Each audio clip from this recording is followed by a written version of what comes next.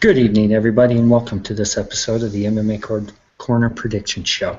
As tonight we give you our thoughts, breakdowns, and predictions for UFC 185, Pettis versus Anjos.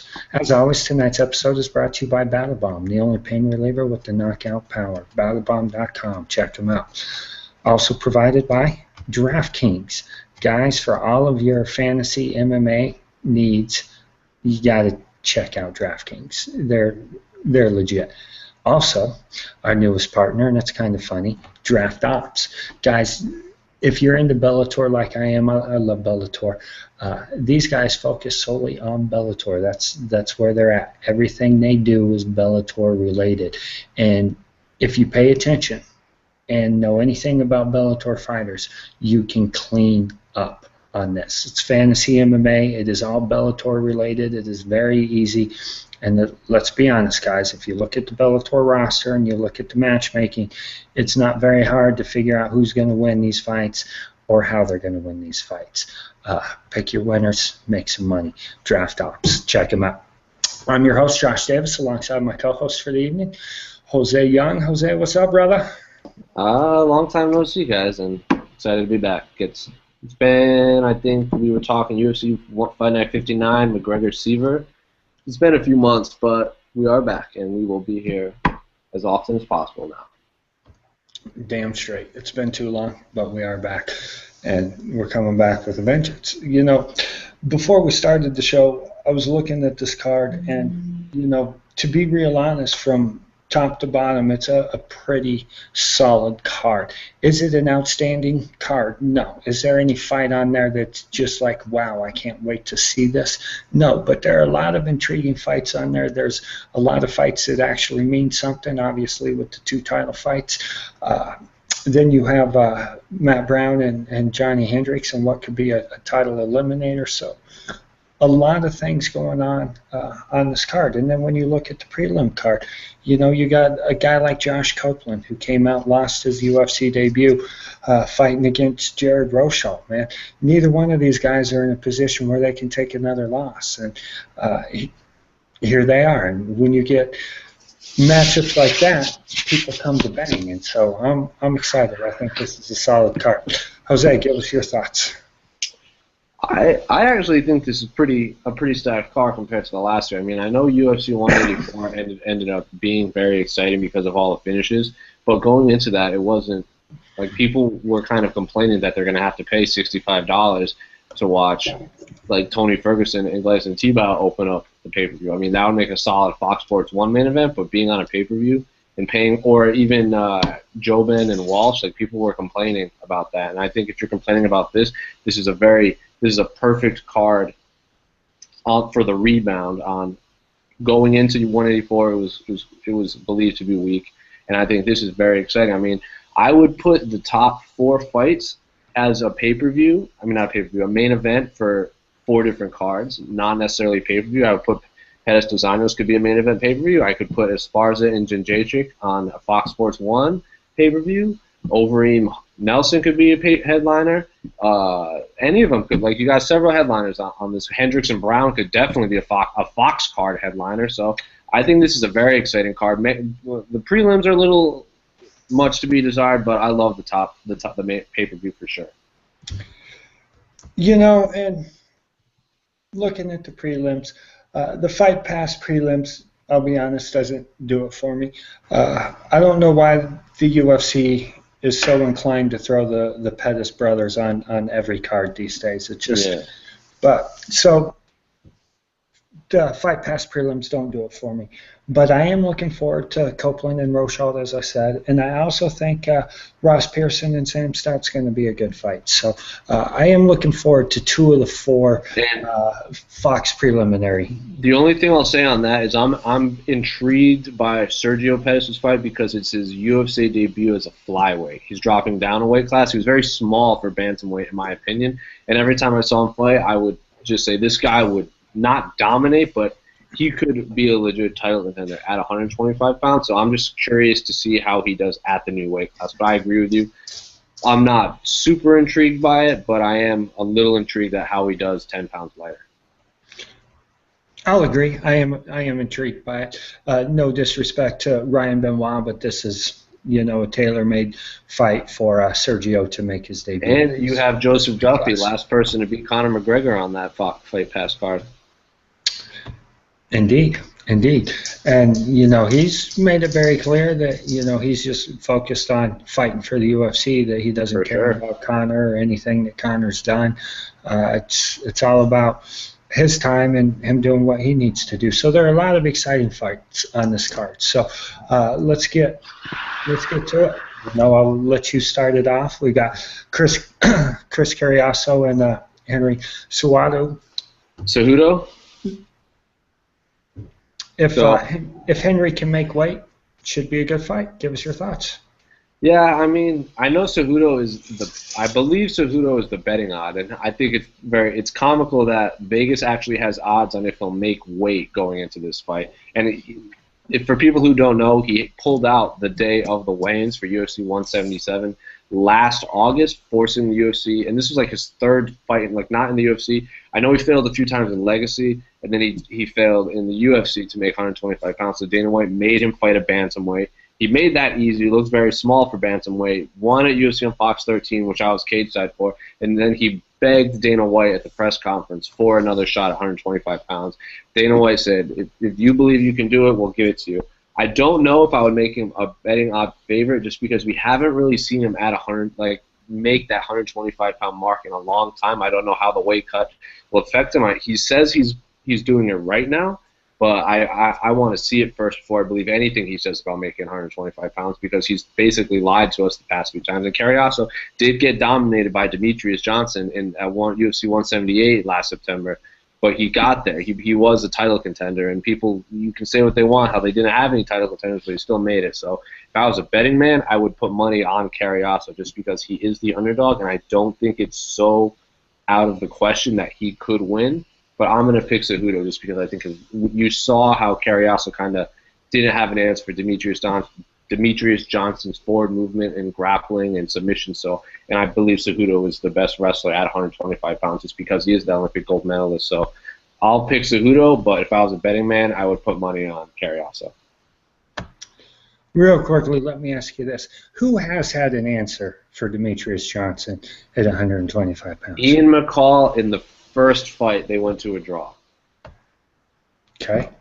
And then from that point on, Demetrius Johnson righted the ship and then just dominated Ian McCall in the matchup. So from that point on, he's been unstoppable. So the fact that Carriasso had no answer for it means very little to me. Exactly. I'll agree with that. Nobody else has either. Yeah, he got dominated, but, there's few people that are going to be able to stick with DJ at this moment. Now, as far as Cejudo goes, again, if he can make weight, this is going to be a hell of a fight. Henry's a beast. He tore through Legacy. The guy's a stud as far as wrestling goes, which obviously equates to MMA. I still want to see him be able to do more as far as striking goes, all that kind of stuff. But the kid has skills. The thing is, can he make the weight? I don't know why he struggles with weight so much. He was an All-American wrestler. He was an Olympic wrestler. All they do is cut weight. I mean, wrestlers have that stuff down to a science. So when a wrestler of his caliber and a wrestler who has competed as many times as he has and has cut weight as many times as he has is consistently missing this weight class, it lets me know that he is too big for it. His body is telling him, hey, dude, you either need to make a significant lifestyle change or we need to be fighting at a different weight class. So until he makes the weight, I don't know. If he does make the weight, how's he going to fight? What's it going to be like? Is he going to have diminishing returns? Is the weight cut going to be too much for him? Is he going to lose cardio? Is all that kind of stuff? We're going to have to see. And I got to be honest, Carriasso is not the guy to find this stuff out against, and for that reason and that reason alone, I'm going Carriasso. I think he rebounds, and I think he gets the victory. Moving right along, Roy Nelson, Alistair Overeem. I like this fight in my mind, this is a fight that Alistair Overeem should win. I mean, the guy who eats horse meat, the beast, I mean, he should win this fight. However, I don't think he's going to. I think his chin is suspect. I think once Roy Nelson gets in there and lands that overhand right, I think Overeem's going to fall like many other people have. I just don't think Overeem. I was never an Overeem believer to begin with, and now I wonder why he's still in the UFC. I really do. So I'm going Nelson.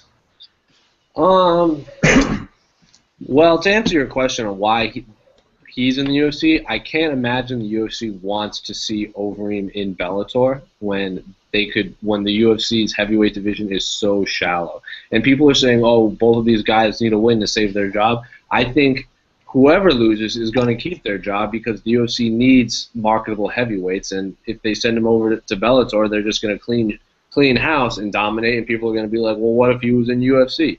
That the UFC's not going to let it get to that point. But I do agree with you that Overeem's chin is weak. I think he's the best striker in terms of all-around striker in the heavyweight division, but the ability to absorb damage is a skill, and not a skill, but is like you need that, especially in the heavyweight division. So regardless of how great of a striker you are, he is a K1 Grand Prix champion, but he just can't take damage. I mean, Ben Rothwell knocked him out, Travis Brown knocked him out, Bigfoot knocked him out, so his chin is not there, and Roy Nelson has probably one of the hardest hits, if not the hardest punches in the heavyweight division, probably outside of JDS, I would say, and Mark Hunt, and any three of those guys could knock out Overeem if Ben Rothwell can knock out Overeem, but I think Overeem being in Jackson, I think he'll take a little, it's not going to be popular, but I kind of see it go the way that he fought Mir, where he's going to stay on the outside and not look to exchange unless he clinches up. Then I can see Overeem landing some of those knees and maybe taking it to the ground, pushing him against the cage. I think this could either be a flash knockout or it could be super boring. And Overeem's just going to take that Stipe Miocic strategy when he fought Nelson and just stuck and move on the outside and jabbed his way to a decision victory, or press him against the cage and just barrage him with knees. But I'm going to pick Overeem. But similar to the last fight, Nelson is an underdog, so if I'm a betting man, I'm putting a lot of money on Nelson because he could very well just land that one-punch knockout, and him winning is probably an easier bet than Carriazo beating Cejudo, so I'm going to pick Overeem, but if I'm a betting man, I would put money on Nelson. See, here's the thing. I don't think Overeem's as quick as Miocic is, so I don't think he's going to be able to dance around Nelson the way that Stipe was able to do so. Yes, he probably is strong enough to push Roy up against the cage, but I don't see that happening. He definitely doesn't want to go to the ground with Roy because Roy will school him and end up submitting him. Yeah. The only way he is going to win this fight is if he is able to outbox Roy Nelson, and I don't think Roy Nelson will let him do that. Is Alistair Overeem a better boxer? Hell yeah, he is. There's no question about it. But this isn't a boxing match. This is an MMA fight. And so I think we'll see Roy Nelson working the inside, working the clinch, doing dirty boxing, again, looking to land that one-punch KO. I think this fight really does play into Nelson's style, especially because Overeem's at Jackson's. The way that Overeem would beat Roy Nelson is to go out and kill him. Go out and just beat the crap out of him. Go out and hit him and do the things that Overeem does. When he gets in close, throw him back and beat him up. Very similar to what he did to, what's his name in Strikeforce? The guy that beat his wife. Now I can't remember. Ray Rogers? Thank you. Very similar. When he gets in close, just manhandle him, throw him around, keep him at bay, and beat him up. But that Alistair Overeem isn't around anymore, and so I think Nelson's going to win this fight. We'll see though. It's interesting, and like you said, if you are a betting man, I'm telling you guys, bet on Nelson because the payout will definitely be worth any money that you might lose. The gamble is definitely worth it. If Overeem wins, I'll get into this more later, but if Overeem wins and there's one or two more things that fall into place, I believe I have put together a fight card that is very realistic that will, if you are a fan of those old blockbuster VHSs that you don't have to go rent and watch Sakuraba do his thing. I believe I have put together the perfect card for you, but we will get onto that later on in the show. Real quickly, I just want to ask a question. Does that involve Alistair Overeem and Fabricio Verdun fighting for the UFC championship? It does not. It's a more fun fight. All right, I like it. All right, moving right along. I'll let you take this one. Matt Brown and Johnny Hendricks. I talked to Johnny Hendricks about a year ago, and the exact quote he told me was, if Matt Brown fought me, he would not remember the rest of his night. This was around the time when Johnny Hendricks and Robbie Lawler had that epic first fight where they just stood in the pocket for 25 minutes and punched each other. And Matt Brown said they played patty cake, and if I had hit them that many times, they would be asleep. And Hendricks responded with, he wouldn't remember fighting me if I fought him that night. So there is history between them, but I get the sense that they both do respect the other ones. They're both coming off losses.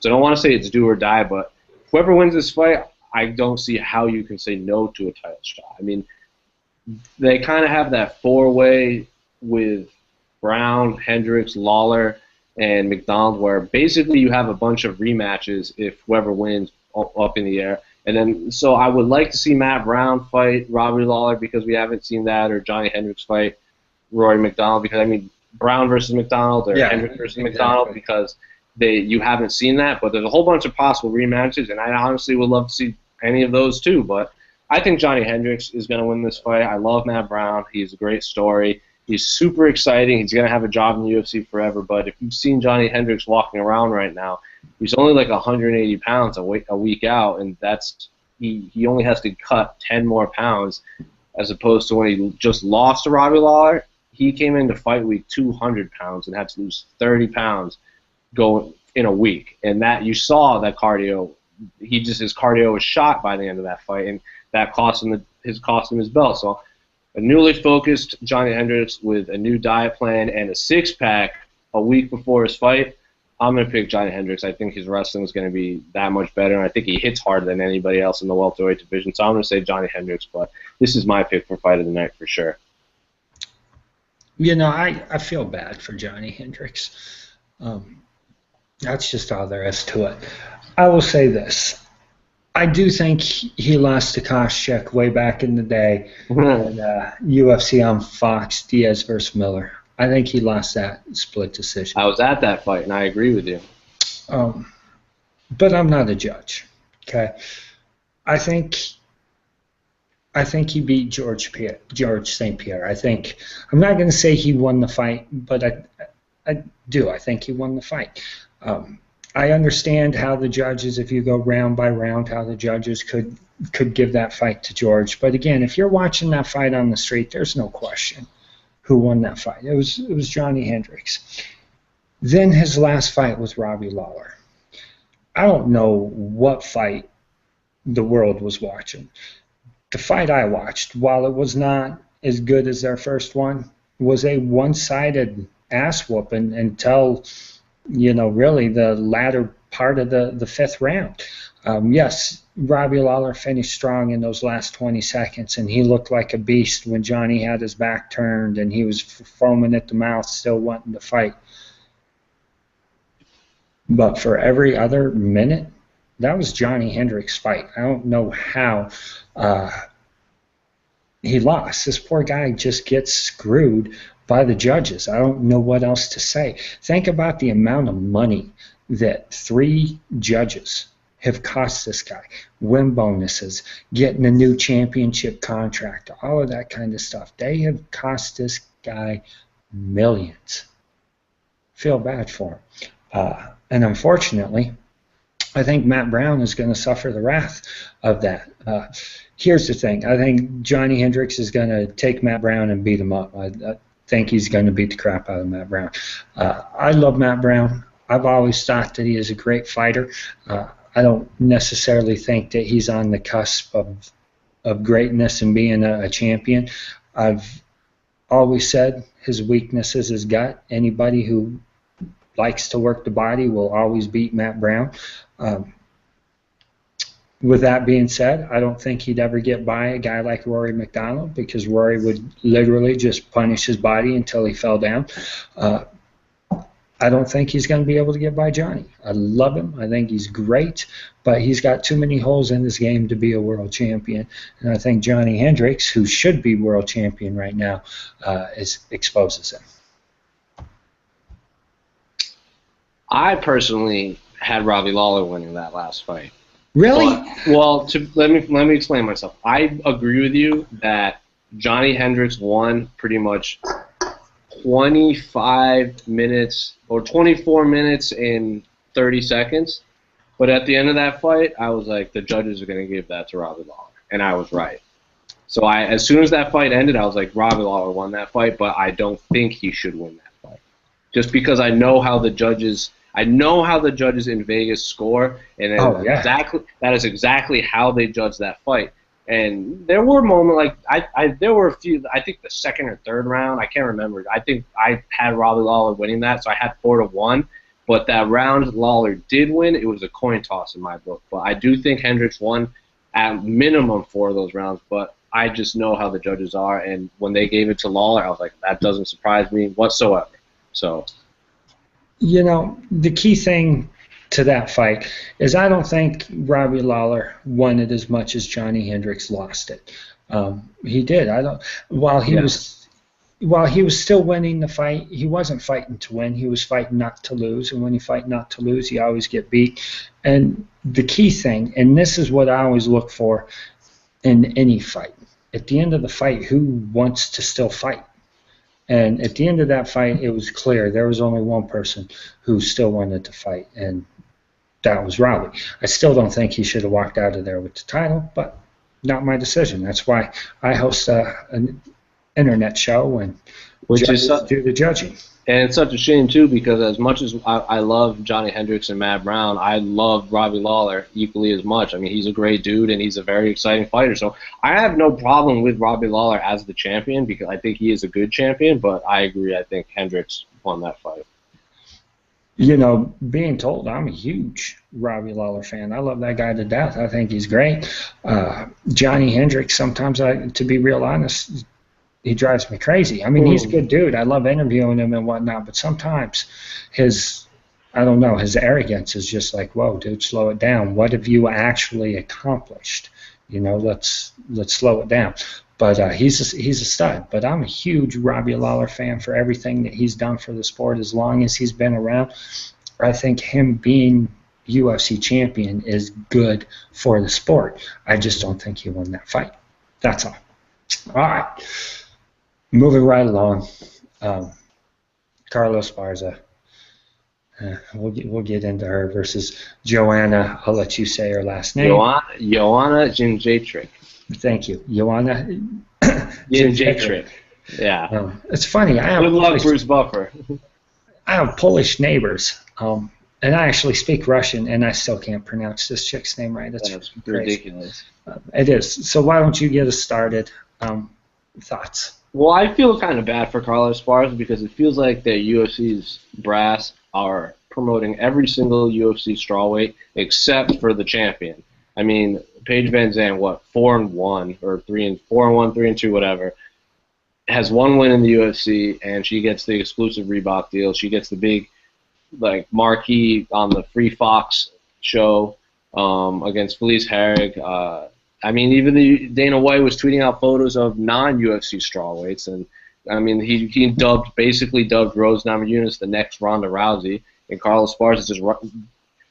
I don't know why not enough journalists didn't have Carla Esparza in their 2014 Fighter of the Year list, because while none of the fights were reflected on her record, she beat 4 fighters in the top 15 during that tournament in the span of 2 months. She just ran through them all with ease.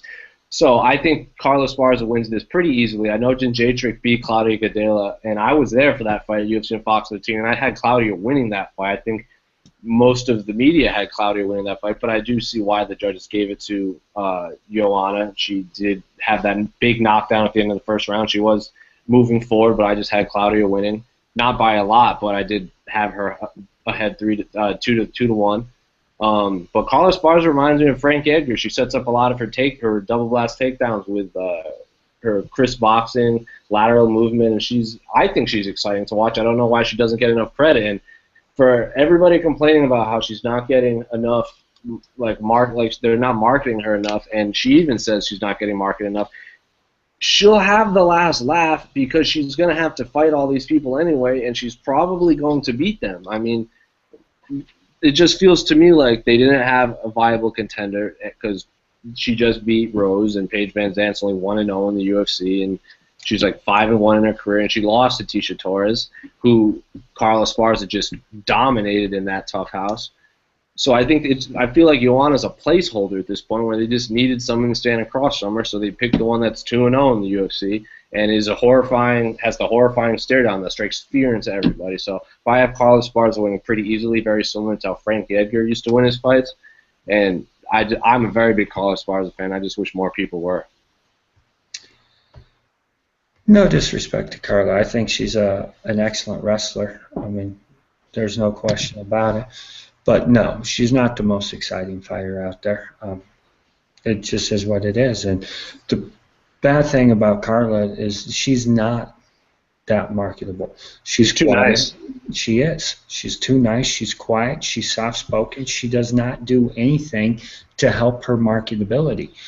Turn Carla Esparza into Chael Sonnen. Get her frickin' running her mouth all the time, and the UFC can do something with that. They can market that. The UFC can't market Carla Esparza the way that it is. The reason Paige Van Zandt got the big Reebok deal, look at her. Yeah. I mean, let's just be honest. When you're doing big, huge cutout cardboard things that you're going to throw in stores all across the country, do you want them looking at Carla Esparza or do you want them looking at Paige Van Zandt? There's no question, and it's no disrespect to Carla, but when the people at Reebok, when their marketers are looking at the two of them, they're thinking, all right, we're definitely picking Paige. That's a no-brainer. I don't blame the UFC, just like I don't blame the UFC for not marketing Jose Aldo.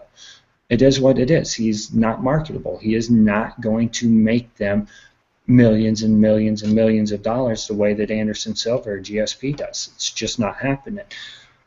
Why is Conor McGregor getting his great push? Not because he's an awesome fighter, but because he's a freaking star. He's gold. People flock. And he happens to be a fantastic fighter.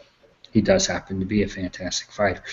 But Carla doesn't have the F factor. She doesn't have the wow factor. She doesn't have people wanting to beat down her door to do business with her. The reason why Ronda Rousey is where she is because everyone loves her. She's got a pretty face. She's very marketable. That's really what it's all about. And Carla is not that marketable. Rose, let's just be honest, Rose Namajunas is much more marketable than Carla. And you know, going into that fight, you could see it on Carla's face. She was scared. She was scared in that fight all the way up until the fact that she realized that Rose wasn't there to fight. Rose didn't even show up, and she was able to capitalize on that. I think that Carla's going to be a very dominant champion up until the UFC signs Jessica Aguilar. I don't think she can beat Aguilar. But until that happens, I think that this division belongs to Carla.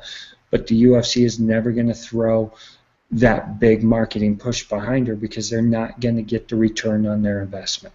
It's just not there, and it's sad because she is a great fighter, but she doesn't have the millions and millions of fans. I think we have another Demetrius Johnson on our hand where he's just that much better, but he's about as exciting as a piece of paper. But he's fun to watch. Both of them are fun to watch. If you like people who are technically gifted, and they're not like, they are super athletic freaks, but they also know how to use and put it all together. And if you're just a fan of the sport, not a fan of the antics, I think both of them are, like, if I had a kid who was doing mixed martial arts, I would show them Demetrius Johnson and Carla Esparza and say, this is how you do it. You don't make a fool of yourself. You just do your job and dominate. And I think, it's not bad. Then what they do isn't bad. They're the two best fighters in their weight class, but I do agree with you. It's almost impossible to market them. But at the end of the day, they have the one thing that matters, and it's that gold belt. So I don't think they're going to be complaining that much for long. Absolutely. As long as you're champion, what are you complaining about? You know, when you are essentially the pinnacle of your division, what are you complaining about? Yeah, you don't think Paige Van Zandt, if you went up to her and be like, you can be the champion or you can have a Reebok deal. I mean, I had no idea what she would say, but if I was her, I'd be like, give me that belt. Like, keep this Reebok. Yeah, that's a no-brainer. I mean, that's why. I mean, obviously they want to get paid, but the whole reason they're in the sport is to be UFC champion. And so, I don't think I made my pick. I have Carla winning by straight ass whooping, but don't expect the UFC to throw millions of dollars at Carla. It's just not gonna happen. Um, I love her to death, but she is not marketable. And again, like I said, with Jose Aldo, he's another one. Demetrius Johnson. The UFC has had these issues. Tim Sylvia. I mean, oh my God, when he was the heavyweight champion. He's the least marketable guy on the planet. So it is what it is. But just be happy that you're champion. I mean, that's what you're working for. All right, main event. I'll start it off, let you wrap it up. We got Anthony Pettis versus Rafael Dos Anjos. While I love Dos Anjos, I think the kid's a stud. I just don't think he has anything to offer Pettis. I really don't. I don't know where he wins this fight. Maybe he gets a flash knockout, something like that. Lands a knee like he did against Ben Henderson. But other than something like that, I mean, if they just stand and trade punches, Pettis wins. If they just stand and trade overall strikes, Pettis wins. If they get in the clinch, Pettis wins. If they go to the ground, I like Pettis' chances. I just don't. I mean, I know Dos Anjos has excellent jiu-jitsu, but Pettis off his back, the dude's slick. The way to beat Anthony Pettis is to out-wrestle him and be able to basically Clay Guida him and just out-position him. I don't think Dos Anjos can do that. I have Pettis knocking him out first, second round. I think it's going to be a short night. Yeah, I'll agree with you on it being a short night, but I think Dos Anjos does have the skill to beat Pettis, but I just think Pettis is in a whole nother league of his own. I mean, he could get that flash knockout like he did against Ben, and he did beat Donald Cerrone. Dos Anjos did beat Donald Cerrone. So, but he lost to Khabib, and Pettis is right up there with Khabib in terms of overall skill. So I do have Pettis winning quickly, but Dos Anjos' striking is vastly improved. I know he has Rafael Cordero, and this is the guy that trained Anderson Silva and Vanderlei and Shogun back in the day, so his striking is vastly improved. I will say I have Dos Anjos having a big edge on the ground just because he has a kind of a different kind of jiu-jitsu than Ben Henderson. Ben Henderson does a lot of scrambling, and he has all those slick submissions like the rear naked choke, but Dos Anjos is incredibly aggressive on the ground, off his back, and from top position. But like you said, Pettis is basically a black belt who only has a blue belt off his back. I mean, you saw that slick armbar against Ben Henderson. You saw that guillotine against Gilbert Melendez. Those are two legit black belts in jiu-jitsu, and he submitted both of them within the first 2 rounds. So if he can do that, I don't see how RDA could do anything differently unless he just, I don't know. But I do have Pettis winning, but I will give Dos Anjos a little bit more of a chance than you are, but I'll agree, first round stoppage for Pettis. He's just that much better. He is that much better. A lot of people don't realize this, but Pettis has more submissions than he does knockouts. He has 8 submissions to his credit and 7 knockouts. That's the definition of a finisher. The guy knows what he's doing. He knows how to get it done. And here's the thing. Khabib was able to beat Dos Anjos because he was able to smother him. You know, take away his striking and, again, take away his ability to do his jiu-jitsu. And how he was able to do that was constantly chest on chest. When he had him on the cage, it was chest on chest till he got the takedown. And when he was on top, it was chest on chest. Whether he was side control in the guard, it didn't matter. He always had his chest on his chest, which makes it so jiu-jitsu practitioners can't do anything. You know, if they can't scramble, if they can't create that distance, they can't do anything. And Khabib was able to do that. He was able to smother him. And I do think that is why Khabib would have a good chance at beating Pettis. I don't know that he will, because I don't know that he's big enough and strong enough to do so, but he'll be able to do the same thing. He'll be able to put Pettis on his back. He'll be able to, again, chest on chest, take away his ability to work those submission games. So it'll be interesting. However, in this fight, Pettis is going to whoop him. No disrespect to Dos Anjos, but right now, Pettis is a man amongst boys, and he's still coming into his prime. I mean, the guy takes a lot of crap because he's an egomaniac, he's arrogant, he's cocky, he's conceited, but it's because he believes in himself. The guy knows what he's capable of. He knows what he can do. And so I used to hate the kid, used to not be able to stand him. I'm a believer. What he says, it's not being arrogant. It's just his belief in himself. And he is proving to everybody that he's that good. Talk about unmarketability. I'm pretty sure the UFC is praying for a quick finish from Pettis. Yeah. If somehow, by the grace of God, Rafael Dos Anjos was able to upset Anthony Pettis and become the UFC champion of the most exciting division in its organization, oh my God, that would be crazy. That would be crazy. All right. So, Jose, you gave us a little teaser about a fight card.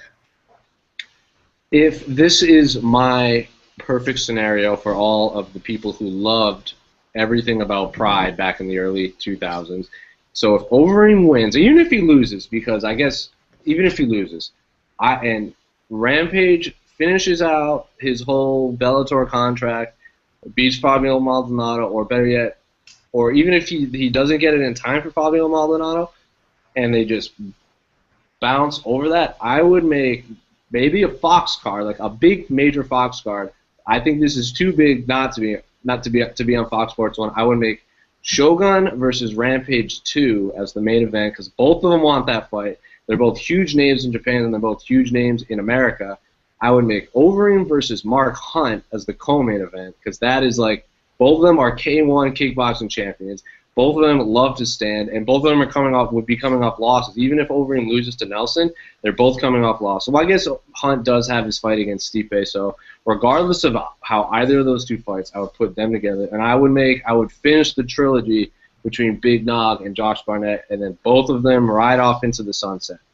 Those three fights right there on a UFC card inside Tom Arena is Pride brought back to life for one night, and that would be the perfect fight card in my mind for a major Fox card. Hell, they could call it Pride Retirement because after that event, every one of those fighters should call it quits. I mean, I love Mark Hunt, but man, how many more fights does that guy have in him? Big Nog, who's not a fan of him, but he is done. Josh Barnett, I mean, without enhancers, he's definitely not what he was. So no, I love that card, and yeah. I think it would be the perfect card for everybody to retire on. And, even though it's not Pride related, get Frank Mir someone to fight so he can retire too, and that'd be perfect. Or just throw Lil Nog on there. He can retire too. Is Lil Nog still alive? He is. I think he came back to life after that ass woman from Anthony Johnson. Because, I'll be honest, after taking that Rumble cut, man, I don't know how you come back from that. But that is a fun card. And that's like, none of those fighters are going to be fighting for a UFC title in the next year. Ever? Maybe, not ever, but like that heavyweight division is so shallow. If Overeem strings 3 wins together, or if Mark Hunt wins another 2, or even Josh Barnett wins another 2, they could very well be in a heavyweight title fight just because that division is so shallow. So, but none of them are going to be competing for a title anytime soon. But I just think that would be an incredibly fun card, especially inside Tama Arena. I mean, who doesn't want to see that again? No, I think that would be awesome. Just bring the crazy Pride lady back and call it a day. Now, let me ask you this real quick. Do you still have Joe Rogan and Mike Goldberg do it, or do you contact Morale and see if you can get him to come over? I would bring Morale back. I would not want Boss Ruin anywhere near that announce table. He drives me crazy. What about Frank Trigg? No. I mean, Maybe he does have the insight, but he would never do it because him and the UFC are at odds right now. I honestly would have Brian Stan somewhere in there. I mean, I think he's the best right now. I love him and John Anik or him and Kenny Florian. I think they're phenomenal together. And Rogan would be going nuts because he is a self-proclaimed pride maniac from back in the day. So he's going to want to do that, even if it's a Fox Sports 1 card. So I would have no problem with Rogan do it, but I would love Brian Stan to be there because he's fought in that arena against Vanderlei. It was his last fight, and I would have no problem with Morale coming back. I don't think the UFC would do it, but it is what it is. See, you can't have Stan and Rogan on the same announce crew because they do the same thing. Yeah. So it would have to be, Morale and Rogan and Morale and Stan. I would have no problem with that.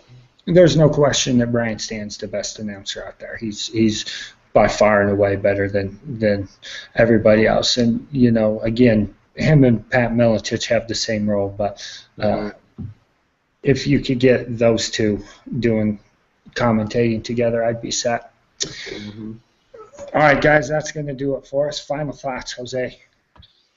I think if we are reaching the point where there has been a lot of injuries to the UFC, but there hasn't been a lot of major injuries outside of Weidman, and now because of that injury, we get arguably the most stacked card since UFC 100. So for all those people complaining about oversaturation and all of these injuries, I feel like the UFC listened to everything over the last year, and they're putting it all together now.